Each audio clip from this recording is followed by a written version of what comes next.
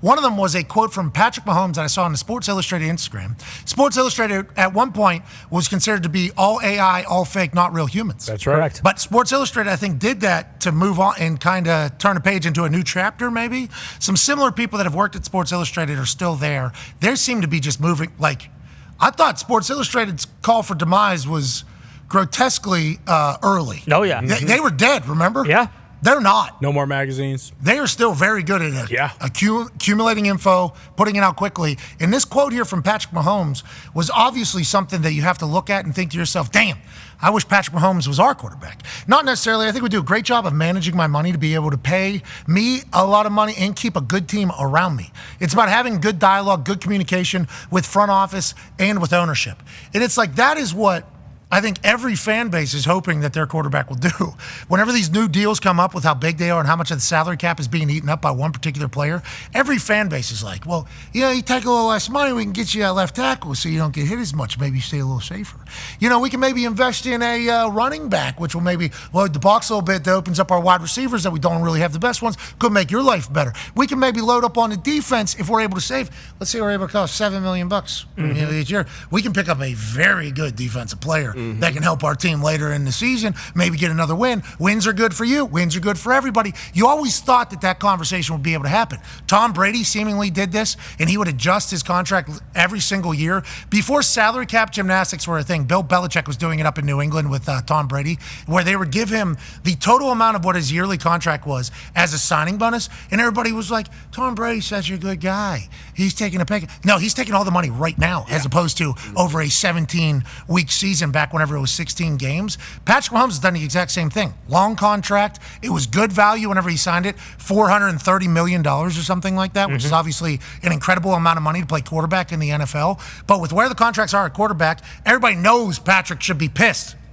You got a lot of guys that have never won a playoff game making the amount of money that every other quarterback is going to hope and want to have. He's obviously in the middle of leading a dynasty and already being compared to Tom Brady, Peyton Manning, Aaron Rodgers, Joe Montana, Steve, you name it. And he's only 27 years old. So if he wanted to be an asshole about this entire thing, he could go out and say, give me $60 million.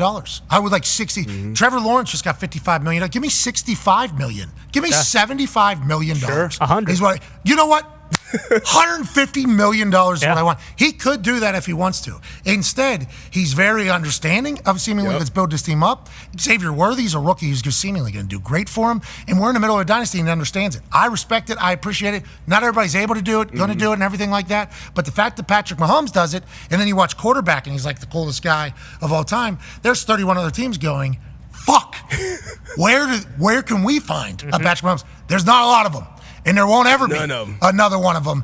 And it's a beautiful thing. Mentally, physically, everything, he has it deep. Yeah, obviously the Patriots got lucky when they drafted Brady, and you mentioned how he handled his deals and his money. Obviously, gave the team the freedom to build around it. But it's a dream come true. When you draft for an organization, when you draft a guy like this, and the first thing he's thinking about is legacy, obviously his actions show that. Like, the next year after he did his deal, people were already talking about he was underpaid. As soon as people started crossing that $50 million a year threshold, he was severely underpaid. But he sees the big picture. He knows he wants to continue to win championships. That's all he talks about. He wants to three-peat. So if you're an organization, you love this. Obviously, if you're the union, if you're other quarterbacks around, you obviously want the top guy to continue to reset that market, drive it up higher and higher. But, I mean, if you're a Chiefs fan, man, obviously, we talked about this year, defense, how they've built the team around. Now, Hunt and that family, if this is the case, your quarterback is doing that, let's make the facilities a little nice. F minus. Yeah, let's not be F. Let's at least get in the C's, B range,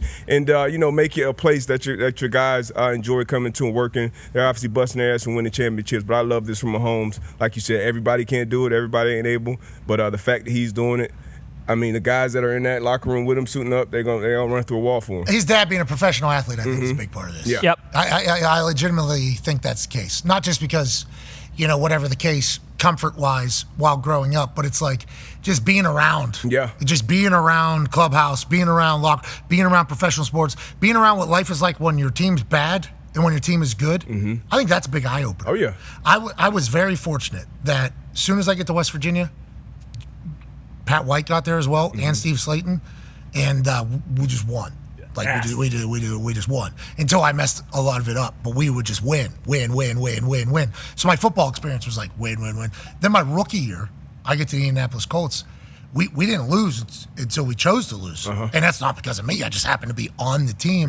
And it was just undefeated. And then we go all the way to the Super Bowl. So, like, my football experience was just like, yeah, well, we win. Like, that is just how it goes. Then 2 years after that, we almost go completely defeated.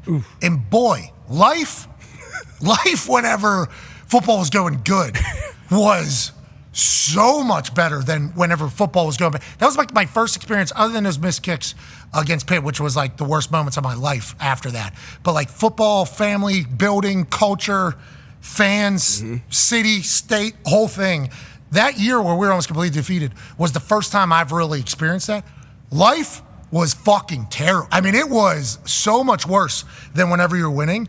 And it's like, I think whenever you grow up in that too, it's like, hey, how's family when you're winning? How's like everything whenever you're winning versus when you're losing?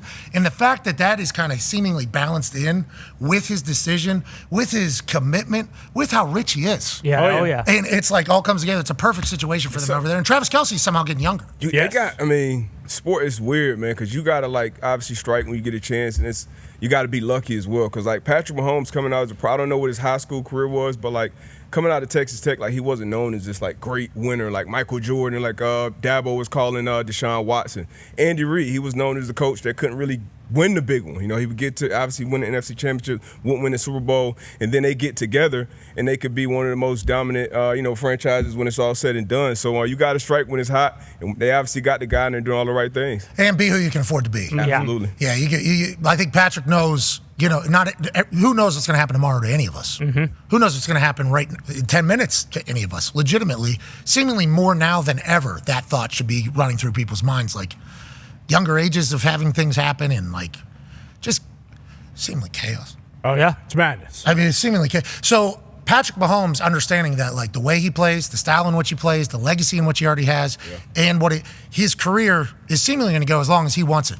As long as Patrick Mahomes wants his career to go, especially after watching Tom, after watching what Aaron's doing. Aaron's 40 years old right now, still playing, still spinning it, still feeling really good. The way he takes care of his body, now people will mock the way his body is constructed. Naturally. And that's rude. Sure. That is he didn't choose that. No. He didn't choose the way his body's constructed.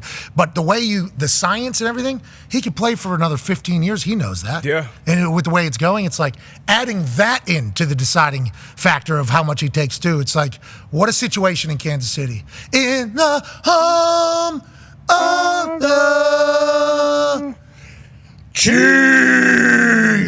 They're going to win so much.